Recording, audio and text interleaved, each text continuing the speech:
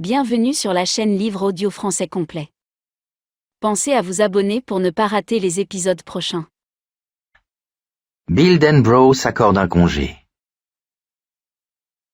Partir? Répéta Audra. Elle le regardait, intriguée, un peu effrayée, et replia ses pieds sous elle. Le plancher était froid. Tout le cottage était froid, à vrai dire. Le sud de l'Angleterre avait connu un printemps exceptionnellement humide et froid, et à plusieurs reprises, au cours de sa promenade du matin ou du soir, Bill Denbrough s'était surpris à penser au Maine, et d'une manière vague, à Derry. La maison comprenait en principe le chauffage central, du moins était-ce ce que prétendait l'annonce. De fait, il y avait bien un fourneau dans le petit sous-sol bien rangé, remisé dans ce qui avait été autrefois la réserve de charbon. Mais Bill et Audra n'avaient pas tardé à s'apercevoir que Britanniques et Américains n'avaient pas la même conception du chauffage central. Pour les premiers, vous avez le chauffage central tant que vous ne pissez pas des glaçons dans les toilettes le matin au réveil. On était justement le matin, 8h moins le quart. Bill n'avait raccroché le téléphone que 5 minutes plus tôt. « Tu ne peux pas partir comme ça, Bill. Tu le sais bien. »« Il le faut. » Il y avait un buffet de l'autre côté de la pièce. Il alla prendre la bouteille de Glenfiddich sur l'étagère du haut et s'en versa un verre en faisant tomber à côté. « Eh merde !» grommela-t-il. « Qui était-ce au téléphone, Bill? De quoi as-tu peur? »« Je n'ai pas peur. »« Ah? Tes mains tremblent toujours comme ça? Tu prends toujours un whisky avant le petit déjeuner? » Il revint s'asseoir, les pans de sa robe de chambre lui battant les chevilles. Il s'efforça de sourire, mais c'était raté. Il y renonça. À la télé, un journaliste dévidait sa série matinale de mauvaises nouvelles avant de terminer par les résultats des derniers matchs de football. Lorsqu'ils étaient arrivés dans ce petit village de grande banlieue, Fleet, un mois avant le début du tournage, ils s'étaient tous deux émerveillés de la qualité technique de la télévision britannique. Avec un bon appareil couleur, on en oubliait qu'il ne s'agissait que d'une image. Davantage de lignes ou quelque chose comme ça, avait expliqué Bill. Je ne sais pas, mais c'est sensationnel, avait répondu Audra. C'était avant de découvrir que l'essentiel des programmes était constitué de séries américaines genre Dallas et d'interminables retransmissions sportives allant du mortellement ennuyeux, les championnats de fléchettes dans lesquels les participants avaient cet air hyper tendu des lutteurs de sumo, au normalement barbant, le football anglais, et pire, le cricket. J'ai pensé plusieurs fois au pays, depuis quelque temps, dit-il en avalant une gorgée de whisky. Au pays? Elle avait l'air tellement étonnée qu'il ne put s'empêcher de rire. Ah, pauvre Audra, mariée depuis 11 ans à un type comme moi, et tu ignores quasiment tout de moi. Qu'est-ce que tu sais, au juste? Il rit de nouveau et engloutit le reste de son verre. Mais elle perçut dans son rire quelque chose qui lui déplut, autant que de le voir un whisky à la main à une heure aussi matinale. Il sonnait en fait comme un hurlement de souffrance. « Je me demande, reprit-il, s'il en est de même pour les autres, si leur conjoint est aussi en train de découvrir combien peu ils en savent. C'est sans doute le cas. Je sais que je t'aime, Billy. Au bout de 11 ans, ça me suffit. Je sais. » Il lui sourit, un sourire doux, fatigué, apeuré. « S'il te plaît, dis-moi ce qui se passe. » Elle le regardait de ses beaux yeux gris, assise dans le fauteuil miteux d'une maison de location, les pieds coincés sous l'ourlet de sa chemise de nuit. Il en était tombé amoureux, il l'avait épousée, et il l'aimait toujours. Il essaya de voir la situation à travers ses yeux, de deviner ce qu'elle savait. Il tenta de présenter le tout comme une histoire. Possible, mais invendable, il ne l'ignorait pas. C'est celle d'un jeune homme pauvre, de l'État du Maine, qui accède à l'université grâce à une bourse. Toute sa vie, il a voulu être écrivain, mais lorsqu'il s'inscrit au cours d'écriture créative, il se retrouve perdu, sans boussole, dans un étrange et effrayant pays. Il y a là un type qui veut devenir John Updike, un autre, le Faulkner de la Nouvelle-Angleterre, sauf qu'il veut écrire des romans sur la vie sinistre des pauvres en vers libre. Une fille qui admire Joyce Carol Oates, mais qui a le sentiment que, comme cette dernière a été élevée dans une société sexiste, elle est radioactive au sens littéraire du terme. Oates est incapable d'être propre, d'après cette fille. Elle-même le sera davantage. Il y a un petit gros qui ne peut pas, ou ne veut pas, s'exprimer autrement qu'en grommelant. Il a écrit une pièce avec 9 protagonistes. Chacun ne dit qu'un seul mot. Peu à peu, les spectateurs se rendent compte que, lorsque l'on met les mots à la queue leu-leu, on obtient « La guerre est l'arme des marchands de mort sexistes ». La pièce a reçu la meilleure note, A, du type qui enseigne en EH 141, séminaire supérieur d'écriture créative. Ce prof a lui-même publié 4 volumes de poésie, outre sa thèse, tout ça aux presses de l'université. Il fume du hash et porte un badge pacifiste. Le grommeleur obèse voit son œuvre montée par un groupe de théâtre guerriero pendant la grève contre la guerre du Vietnam qui a réussi à fermer tous les campus en mai 1970. Le prof joue l'un des personnages. Bill Denbrough, entre-temps, a écrit une nouvelle policière, Meurtre dans une pièce fermée de l'intérieur, et 3 nouvelles de science-fiction, plus quelques histoires d'horreur qui doivent beaucoup à Edgar Poe, Lovecraft et Richard Matheson. Il comparera plus tard ses œuvres de jeunesse à des corbillards 19e équipés d'un moteur turbo et peints en couleur phosphorescente. L'une des nouvelles de SF lui vaut un B. Voilà qui est mieux, a écrit le prof sur la première page. Dans la contre-révolution étrangère, on voit le cercle vicieux de la violence engendrant la violence. J'aime particulièrement vos vaisseaux spatiaux nés d'aiguilles, en tant que symbole d'une incursion socio-sexuelle. Même si ce travail reste un peu confus dans l'ensemble, il est intéressant. Tous les autres ont décroché un C, et encore, dans le meilleur des cas. Un jour, en plein cours, il finit par se lever, après une discussion sur les 4 pages qu'une jeune femme au teint jaunâtre a consacrée à la description d'une vache en train d'examiner un moteur au rebut dans un champ désert, peut-être après une guerre nucléaire. Cette discussion a duré 70 minutes environ. La fille au teint jaunâtre, qui fume cigarette sur cigarette, des Winston, et presse de temps en temps les boutons qui se nichent dans ses tempes, voit dans son texte une prise de position sociopolitique orwellienne. Tout le monde, y compris le prof, ou presque, a l'air d'accord. Mais l'analyse se traîne. Lorsque Bill se lève, toute la classe le regarde. Il est grand et a une certaine présence. S'exprimant avec soin, sans bégayer, cela fait plus de 5 ans qu'il ne bégaye plus, il dit « Je n'y comprends rien. Je n'y comprends rien du tout. Pourquoi une histoire devrait être socio quelque chose ? La politique, la culture, l'histoire, n'est-ce pas là les ingrédients naturels d'une histoire, si elle est bien racontée ?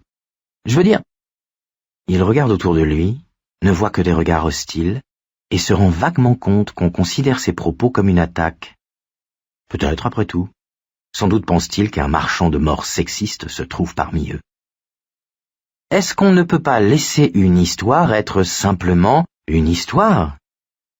Personne ne répond. Le silence se prolonge. Il reste là, regardant une paire d'yeux après l'autre.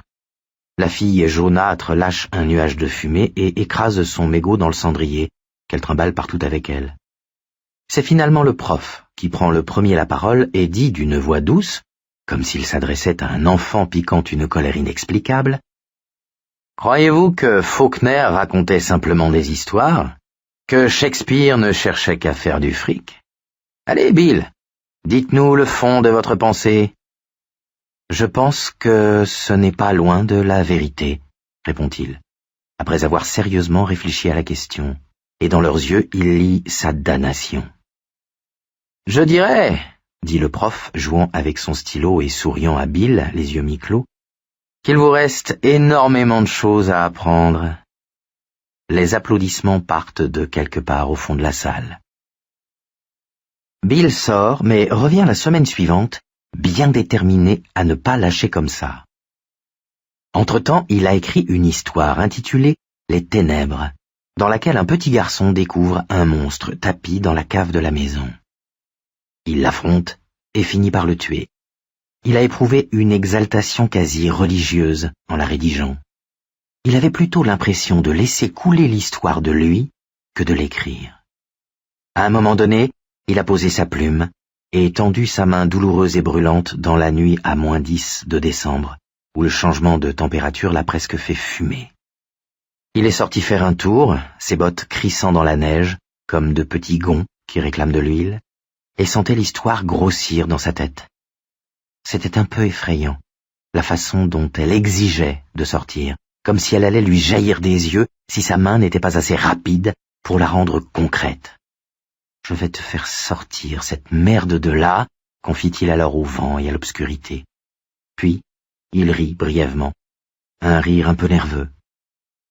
Il se rend compte qu'il vient de découvrir comment faire. Au bout de 10 ans, il a enfin trouvé le démarreur du bulldozer, énorme et silencieux, qui prend tant de place dans sa tête. Il a appuyé sur le bouton et le moteur s'est mis à tourner, à tourner.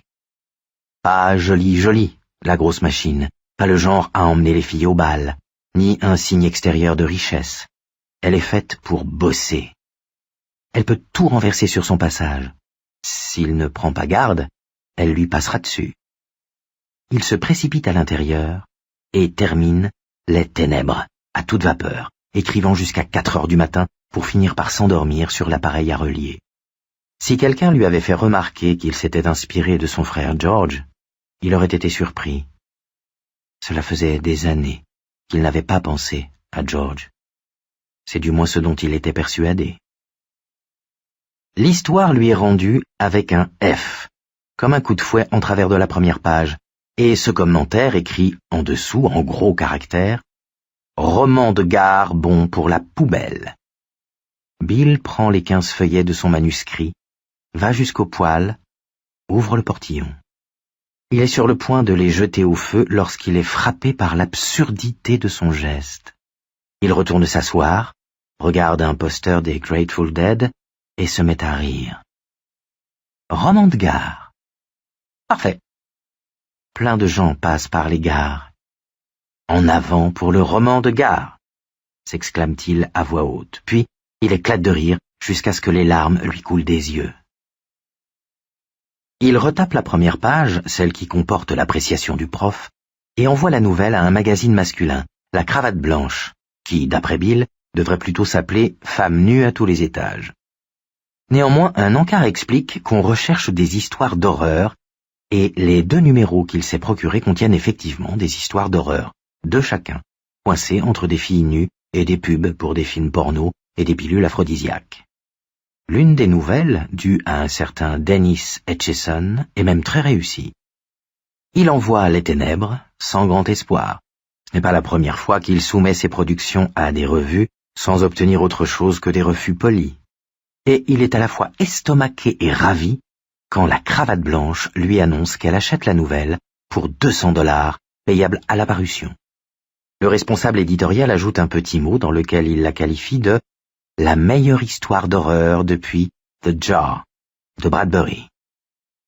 Quel dommage, ajoute-t-il, que moins de 100 personnes lisent nos histoires. Mais Bill Denbrough s'en moque. $200. Il va trouver son conseiller en éducation avec un formulaire d'abandon de cours pour le EH 141. Le conseiller le signe.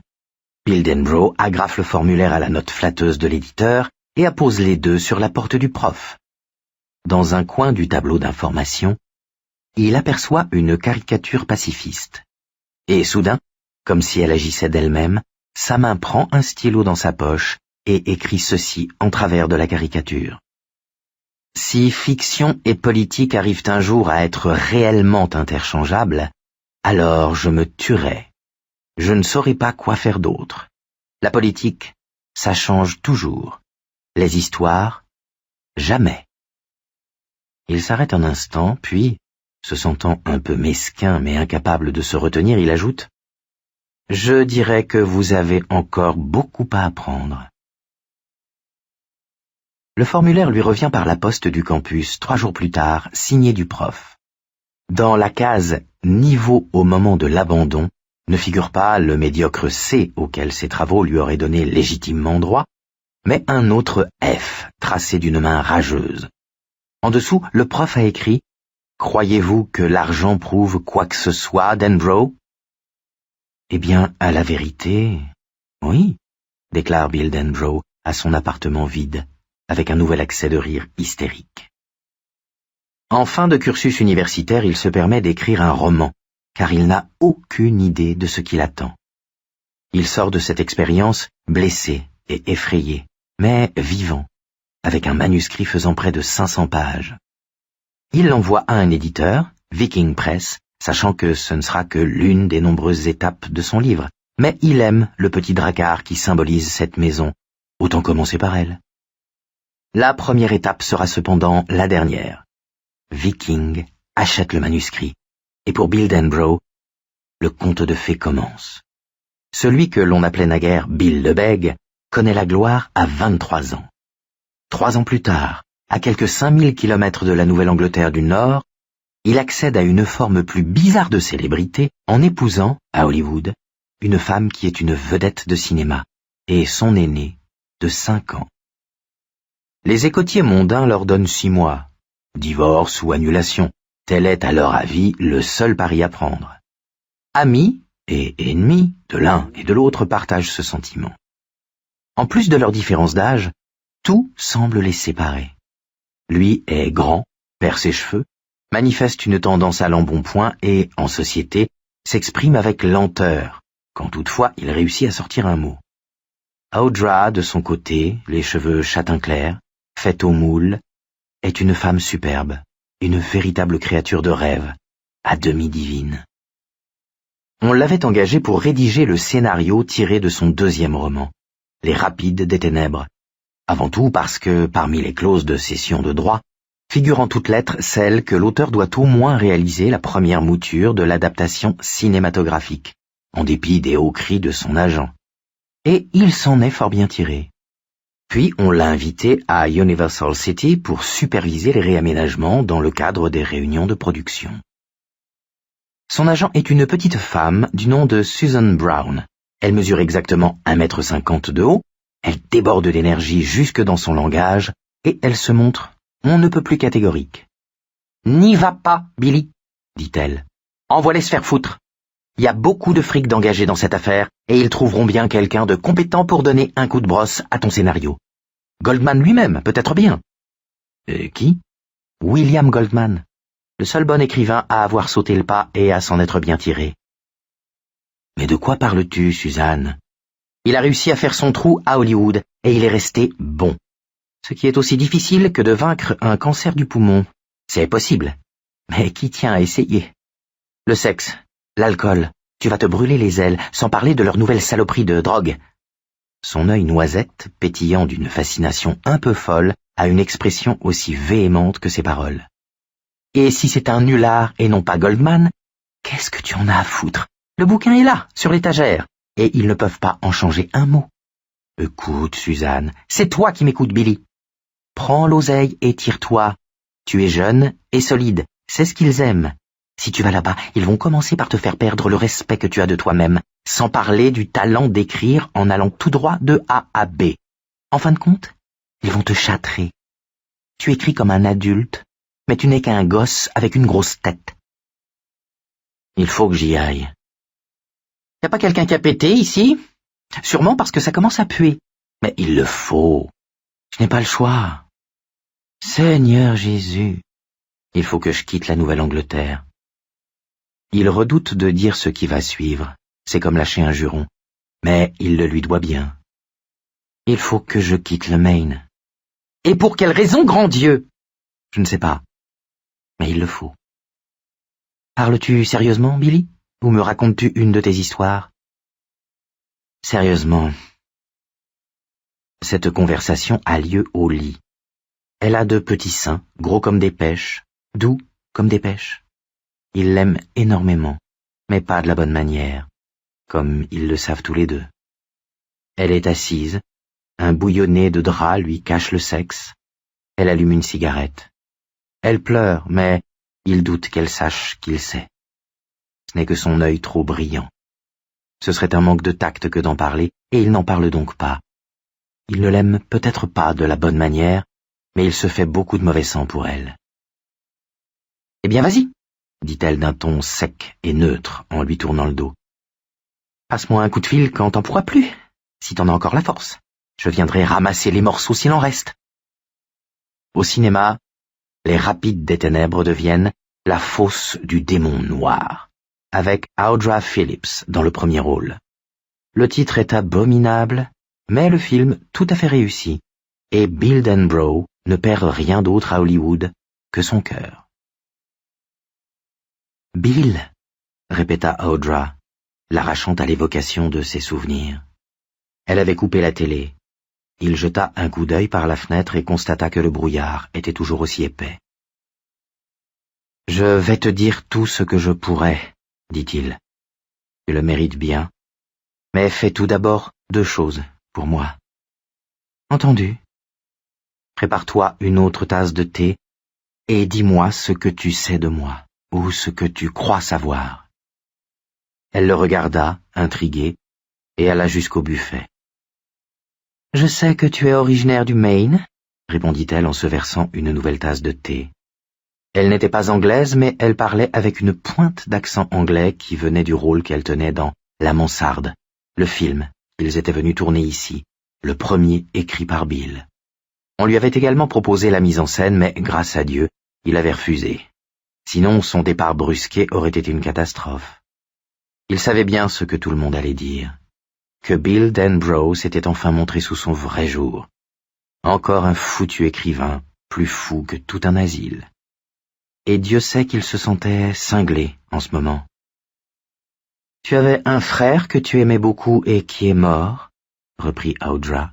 « Tu as grandi dans une ville qui s'appelle Derry et ta famille a déménagé pour Bangor environ 2 ans après la mort de ton frère, puis pour Portland quand tu avais 14 ans. Tu m'as dit aussi que ton père était mort d'un cancer du poumon quand tu avais 17 ans. Tu as écrit un best-seller alors que tu étais encore étudiant, payant tes études grâce à une bourse et à un travail à temps partiel dans une usine de textile. Le brusque changement de revenu a dû te faire une impression bizarre à l'époque. » Elle revint vers le coin de la pièce où il se trouvait, et il vit à son expression qu'elle prenait conscience de zones d'ombre qui les séparaient. « Je sais enfin que tu as écrit Les Rapides des Ténèbres 1 an après, puis que tu es venu à Hollywood.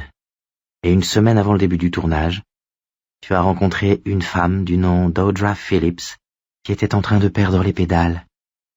Elle comprenait un peu par quoi tu étais passé pour avoir elle-même été, 5 ans auparavant, une certaine Audrey Philpott. Cette femme était en train de couler. Audra, tais-toi. » Mais ses yeux ne scièrent pas, et elle continua. « Et pourquoi? On peut se dire la vérité entre nous, que diable. Je sombrais.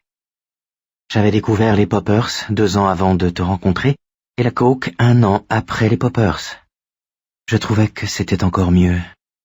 Une petite capsule le matin, une ligne de coke l'après-midi, une bonne bouteille le soir et du Valium pour dormir. Les petites vitamines d'Audra. Trop d'interviews importantes, trop de grands rôles. Je ressemblais tellement à un personnage, à la Jacqueline Susan, que c'en était marrant. Sais-tu ce que je me dis quand je pense à cette époque, Bill?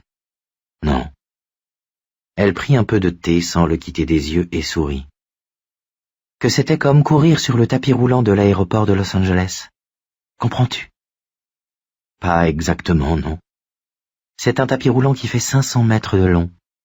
Je le connais, dit-il, mais je ne vois pas... Tu montes dessus et il t'emmène tranquillement jusqu'au tambour à bagages. Mais tu n'es pas obligé de rester immobile. Tu peux marcher dessus ou courir. Et tu as l'impression de marcher normalement ou de courir normalement, parce que ton corps ne se rend pas compte qu'à sa vitesse s'ajoute celle du tapis roulant. C'est pourquoi on a installé des panneaux ralentissés à son extrémité. Quand je t'ai rencontré, j'avais l'impression d'être arrivé à la fin du tapis roulant, d'être sur un sol qui n'avançait plus sous moi. J'étais là, la tête 10 bornes en avance sur mes pieds. On ne peut pas garder l'équilibre ainsi. Tôt ou tard, on se casse la figure. Sauf que je ne me la suis pas cassée. Tu m'as rattrapé avant. Elle posa la tasse de thé et alluma une cigarette. les yeux toujours fixés sur lui. Il devina simplement son énervement au léger tremblement de la flamme du briquet. Il ne trouva pas tout de suite le bout de la cigarette. Elle inspira profondément et rejeta aussitôt une bouffée de fumée. « Ce que je sais de toi, que tu donnes l'impression de contrôler tout ce qui t'arrive. Oui. Tu n'as jamais l'air pressé d'avoir ton prochain verre, d'aller à ta prochaine réunion, à ta prochaine soirée. Tu n'as pas l'air de douter un instant que les choses te seront données quand tu le voudras. Tu parles lentement. Ça tient peut-être en partie au parler traînant du Maine, mais je crois que ça tient davantage à toi. Tu es le premier homme que j'ai rencontré dans ce milieu qui se permettait de parler lentement. Il fallait que je ralentisse moi-même pour t'écouter. Je t'ai regardé, Bill, et j'ai vu quelqu'un qui ne courait jamais sur le tapis roulant, quelqu'un qui savait où ça le mènerait. Tu paraissais complètement inaccessible au phénomène drogue et à l'hystérie générale. Tu ne louais pas de Rolls pour aller frimer le samedi soir sur les grands boulevards avec des plaques à tes initiales. Tu n'avais pas d'agent chargé d'alimenter en potin Vanity Fair ou The Hollywood Reporter. Tu n'es jamais passé au Carson Show à la télé. Les écrivains n'y passent jamais, sauf s'ils savent faire des tours de cartes ou plier les petites cuillères à distance, objecta-t-il avec un sourire. C'est une loi nationale, quasiment. Il avait cru la faire sourire, mais elle resta impassible. Je savais que tu serais là quand j'aurais besoin de toi, lorsque je décollerais vraiment du bout du tapis roulant. Peut-être m'as-tu empêché de prendre la petite pilule de trop, après trop de gnôle. Peut-être que je m'en serais sortie toute seule et que je ne fais que dramatiser. Mais je ne pense pas. Pas intérieurement, là où j'existe. Elle éteignit la cigarette après seulement 2 bouffées. Et depuis tu as toujours été là, comme moi pour toi. Ça se passe bien au lit. Au début ça me paraissait bigrement important. Mais ça se passe bien aussi en dehors du lit. Et ça me semble maintenant encore plus important.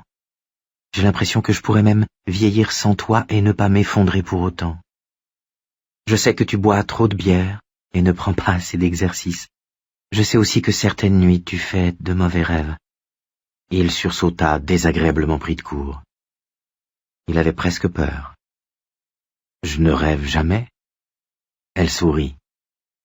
C'est ce que tu racontes aux journalistes quand ils te demandent d'où tu sors tes idées, mais c'est faux. À moins que tu n'aies des problèmes de digestion quand tu te mets à grogner la nuit. Moi, je n'y crois pas. Est-ce que je parle ? Demanda-t-il prudent. Il ne se souvenait d'aucun rêve, bon ou mauvais.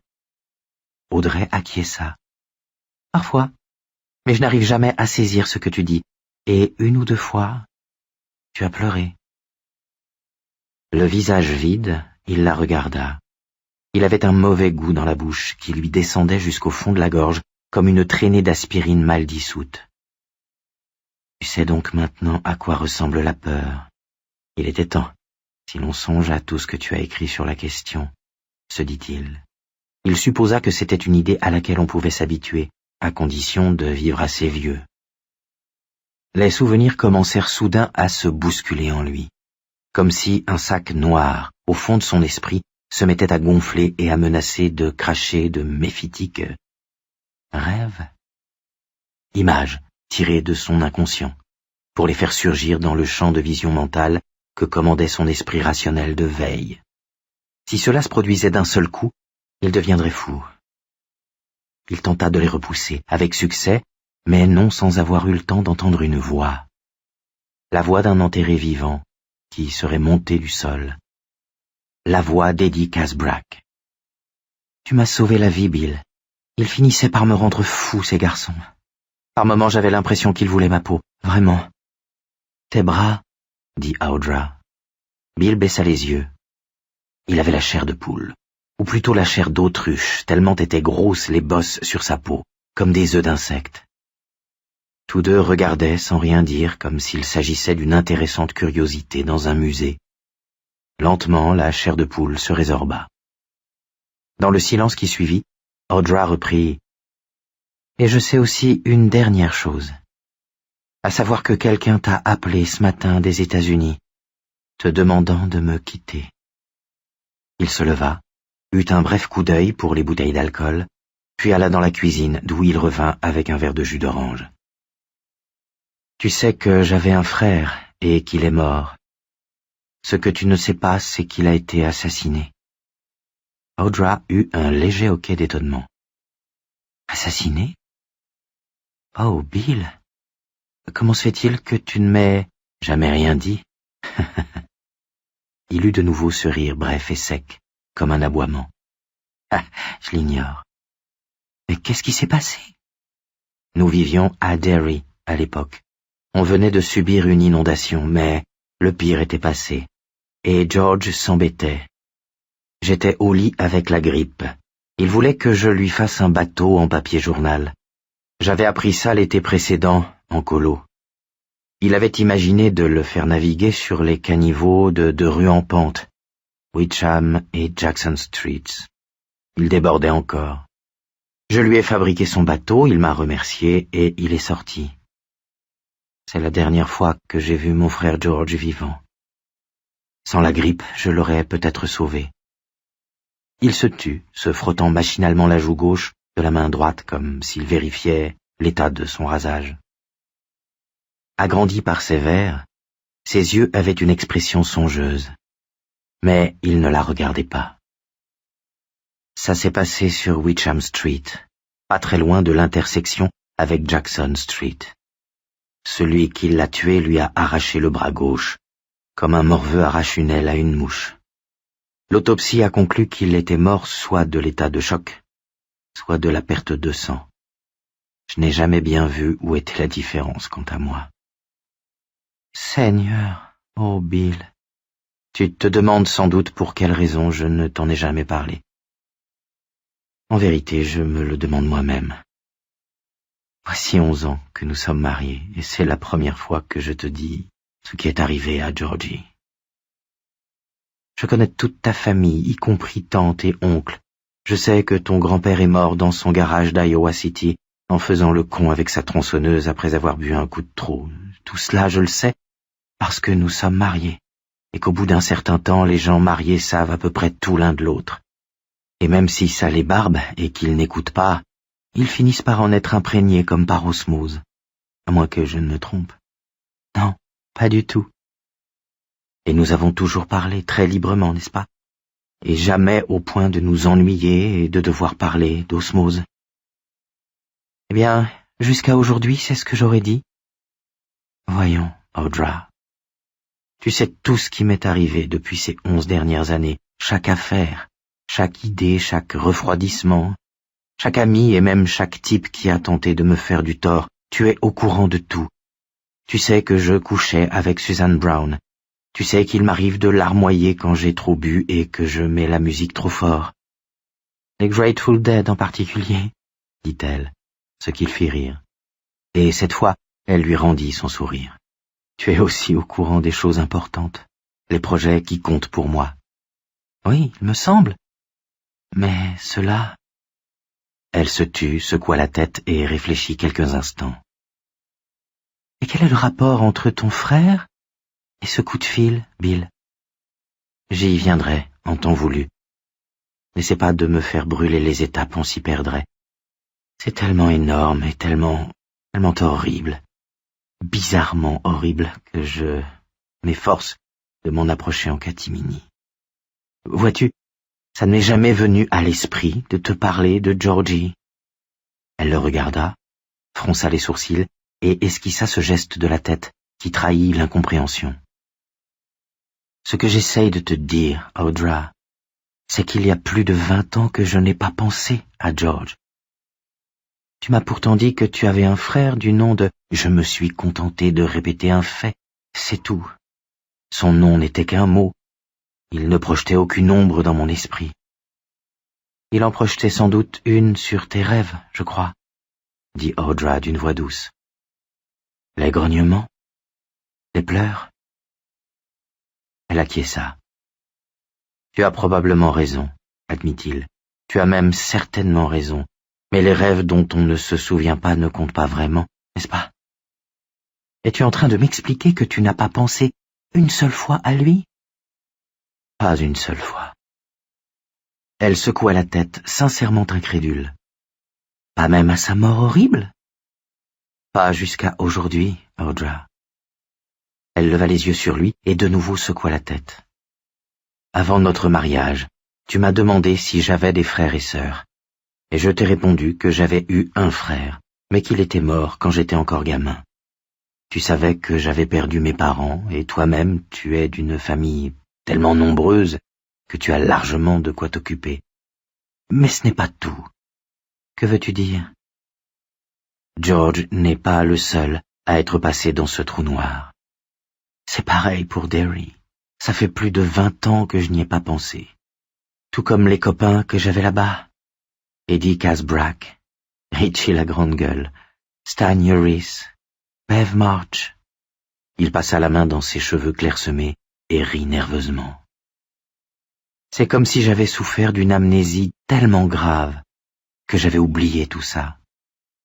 Et quand Mike Hanlon a appelé... Qui est ce Mike Hanlon? Un autre de nos copains, un copain que je me suis fait après la mort de Georgie.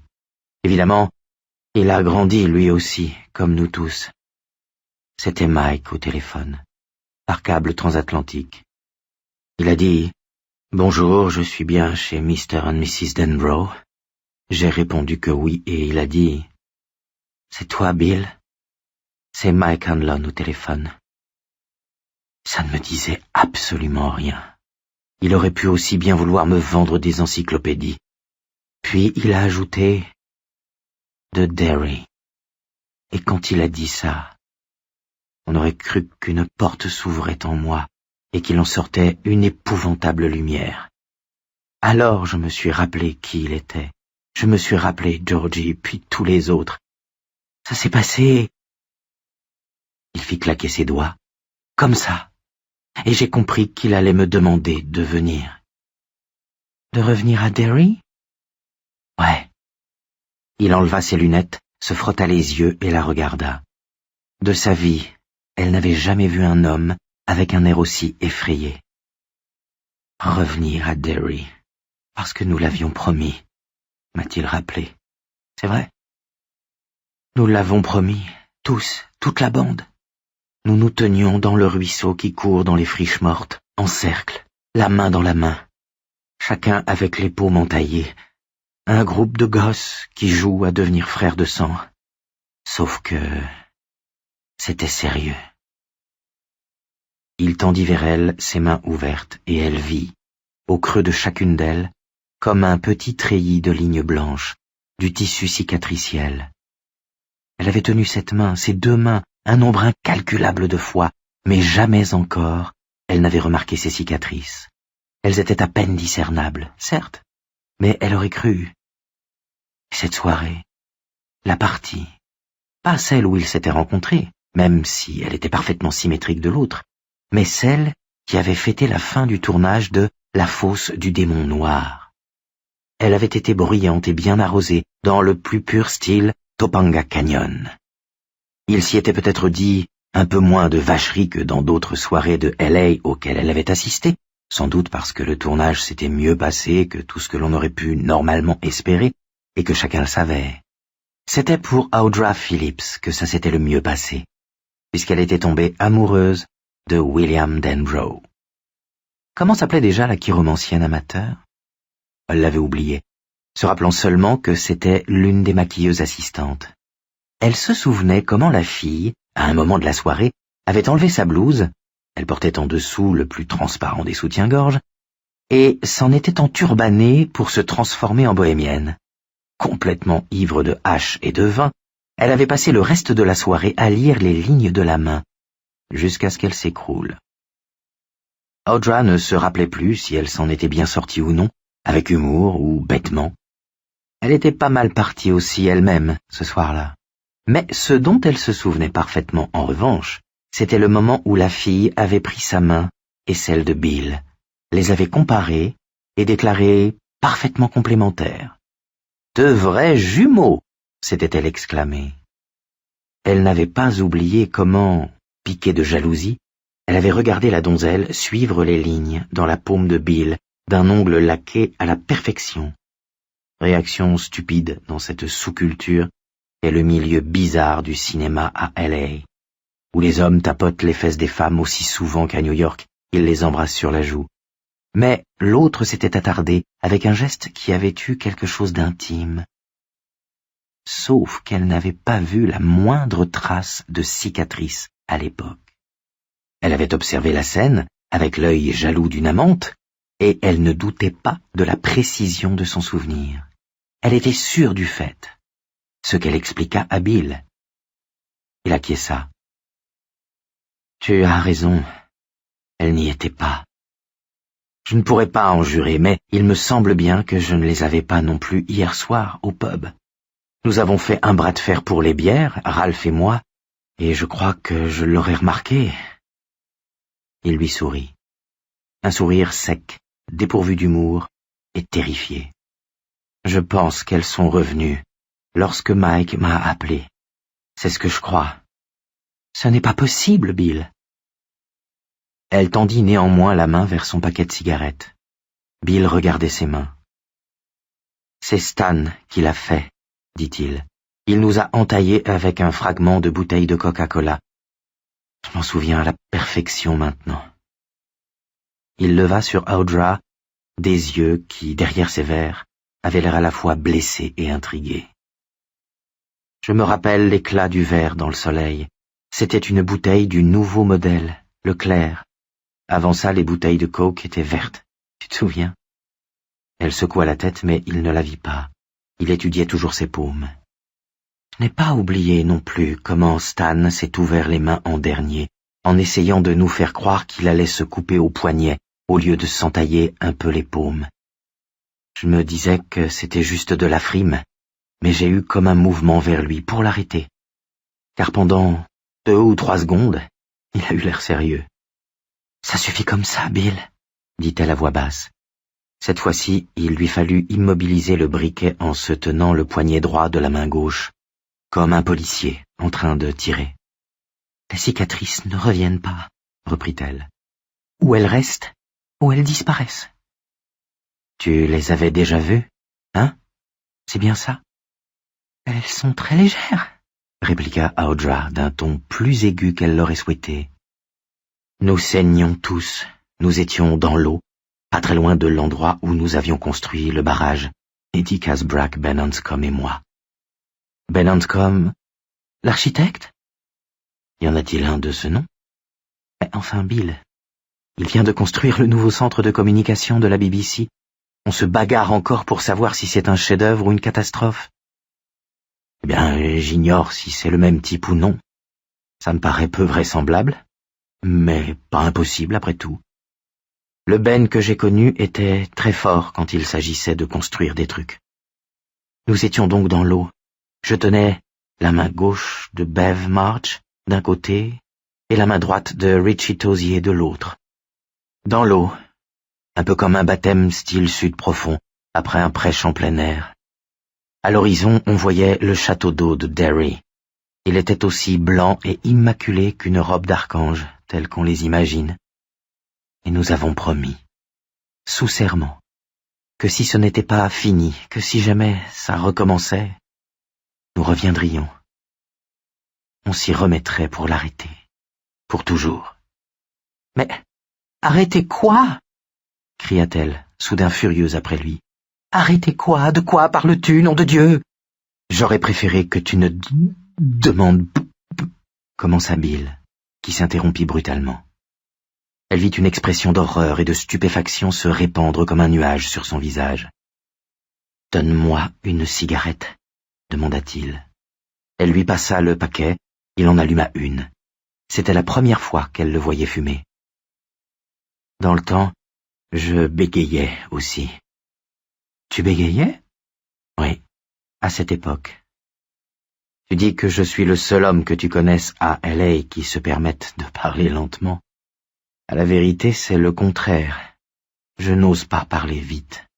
Il ne s'agit pas de réfléchir, ça n'a rien de délibéré. Ce n'est pas de la sagesse. Tous les anciens bègues parlent très lentement. C'est l'un des trucs que l'on apprend, comme de penser à son nom de famille juste avant de se présenter, car les bègues ont plus de difficultés avec les noms propres qu'avec les noms communs. et pour eux, le plus redoutable de tous, c'est leur propre prénom. Il bégayait. Elle eut un sourire mi-figue, mi-raisin, comme s'il avait fait une plaisanterie qu'elle n'aurait pas comprise. Jusqu'à la mort de George, je bégayais modérément, dit Bill. Déjà, il entendait les syllabes doublées dans sa tête, comme si elle subissait un effet de dédoublement infinitésimal dans le temps.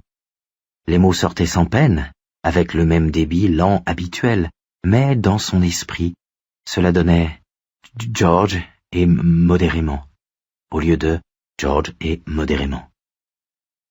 Je passais par des moments vraiment pénibles, en fait, en particulier lorsqu'on m'interrogeait en classe, surtout si je connaissais la réponse et voulais la donner. Mais dans l'ensemble, je m'en sortais. C'est devenu bien pire cependant après la mort de George. Les choses ont commencé d'aller mieux vers 14 ou 15 ans. Il y avait une orthophoniste au lycée, Mrs. Thomas, qui était tout à fait remarquable. Elle m'a appris les bons trucs comme penser à mon nom de famille juste avant de dire « Salut, je m'appelle Bill Denbrough » à voix haute. Je prenais des cours de français et elle m'a montré comment passer au français quand je trébuchais sur un mot. En sorte que, si l'on se trouve comme un grand imbécile en train de répéter this, comme un disque rayé sans pouvoir en sortir, il suffit de passer au français et ce livre vient tout seul. Ça marche à tous les coups. Et dès qu'on l'a dit en français, on peut revenir à l'anglais et this book sort sans problème. Bref, elle m'apprenait tous ces trucs-là et tous m'ont aidé. Mais le facteur déterminant a été d'oublier Derry et tout ce qui s'y était passé. C'est à partir du moment où nous avons vécu à Portland et que je suis allé au lycée que j'ai tout effacé de ma mémoire. Je n'ai pas tout oublié instantanément, mais à analyser les choses rétrospectivement, ça s'est passé en un laps de temps remarquablement court. Pas plus de 4 mois peut-être. Bégaiement et souvenirs ont disparu simultanément. Quelqu'un a essuyé le tableau noir et toutes les vieilles équations se sont effacées. Il finit ce qui lui restait de jus d'orange. Quand j'ai bégayé sur demande, il y a quelques secondes, c'était la première fois que ça m'arrivait depuis peut-être 21 ans. Il la regarda. Tout d'abord les cicatrices, puis le bégaiement. Tu l'entends? Tu le fais exprès, s'exclama-t-elle prise de frayeur. Non? J'imagine qu'il n'y a aucun moyen de convaincre quelqu'un de cela, mais c'est vrai. Il y a quelque chose de comique et de mystérieux dans le bégaiement, Audra. À un certain niveau, on ne s'en rend même pas compte. Cependant, c'est aussi quelque chose que l'on entend dans son esprit, comme si une partie était un instant en avance sur le reste. Comme l'un de ces systèmes d'écho que les jeunes mettaient dans leur bagnole dans les années 50. Le son du haut-parleur arrière arrivait avec une fraction de seconde de retard sur celui de l'avant. Il se leva et commença à arpenter fébrilement la pièce. Il avait l'air fatigué. Et ce n'est pas sans une certaine impression de malaise qu'elle se dit qu'il avait travaillé très dur au cours de ces 13 dernières années, comme s'il s'était agi de justifier la médiocrité de son talent par un labeur acharné et presque incessant. Une pensée encore plus désagréable lui traversa l'esprit. Elle essaya de la chasser sans y parvenir. Et si ce coup de fil émanait en réalité de Ralph Foster, qui l'invitait à aller faire une partie de bras de fer ou de cartes, ou encore de Freddie Firestone, leur producteur, à propos d'un problème, ou d'un autre. Sur quoi débouchaient de telles pensées? Eh bien sur l'idée que toute cette histoire de Derry et de Mike Hanlon n'était rien d'autre qu'une hallucination due à une dépression nerveuse sur le point de se déclarer. Mais les cicatrices, Audra, comment expliques-tu les cicatrices? Il a raison. Elles n'y étaient pas. Et maintenant elles y sont, c'est la vérité, et tu le sais. Raconte-moi le reste, dit-elle. Qui a tué ton frère George? Qu'est-ce que vous avez fait, ces autres gosses et toi? Qu'avez-vous promis? Je crois que je pourrais te le raconter, dit-il doucement. Il me semble que si je le voulais réellement, je le pourrais. J'ai presque tout oublié pour l'instant, mais il suffirait de commencer pour que ça vienne. Je sens les souvenirs qui ne demandent qu'à émerger, comme des nuages remplis de pluie. Sauf qu'il s'agirait d'une pluie immonde. Les plantes qui pousseraient après seraient monstrueuses. C'est quelque chose que je pourrais peut-être affronter avec les autres. Est-ce qu'ils sont au courant? Mike dit qu'il les a appelés. Il pense qu'ils viendront tous, sauf peut-être Stan. Il lui a fait une impression bizarre. C'est toute cette histoire qui me fait une impression bizarre, Bill. Ça me fiche une frousse terrible. Je suis désolé, dit-il. Puis il l'embrassa. Ce fut comme si un individu complètement étranger l'avait embrassée, et elle se sentit prise de haine pour ce Mike Hanlon. J'ai cru devoir t'expliquer tout ce que je pouvais, reprit-il. Je me suis dit que ce serait mieux que de s'échapper en douce la nuit, ce que feront peut-être les uns ou les autres. Mais il faut que je parte. Et je pense que Stan viendra également, aussi étrange qu'il est paru à Mike, à moins que ce soit parce que je ne m'imagine pas ne pas y retourner. À cause de ton frère? Bill secoua lentement la tête. Je pourrais te répondre que oui, mais ce serait mentir. Je l'aimais.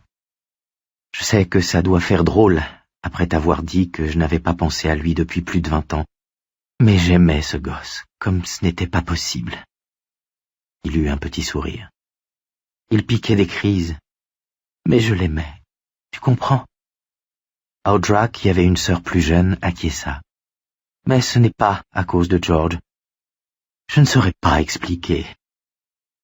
Bill contempla le brouillard matinal par la fenêtre.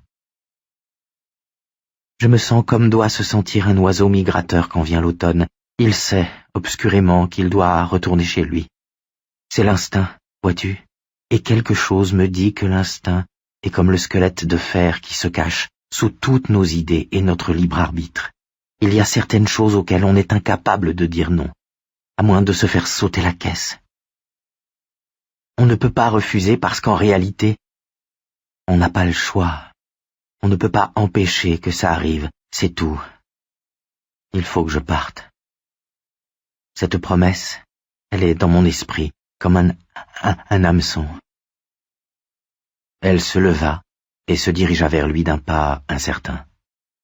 Elle se sentait très fragile, sur le point de se briser. Elle posa une main sur son épaule et l'obligea à se retourner. Emmène-moi avec toi alors. L'expression d'horreur qui envahit son visage, non pas horreur d'elle, mais horreur pour elle, tellement évidente qu'elle recula d'un pas, réellement terrorisée, pour la première fois.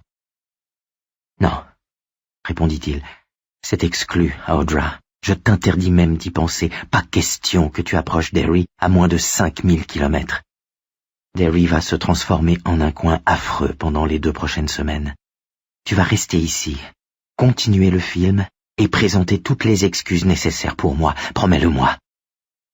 Dois-je promettre? dit-elle sans le quitter des yeux. En es-tu sûr, Bill? Audra, en es-tu sûr? Tu as fait toi-même une promesse et regarde à quoi ça t'a mené. Et moi par la même occasion, moi qui suis ta femme et qui t'aime.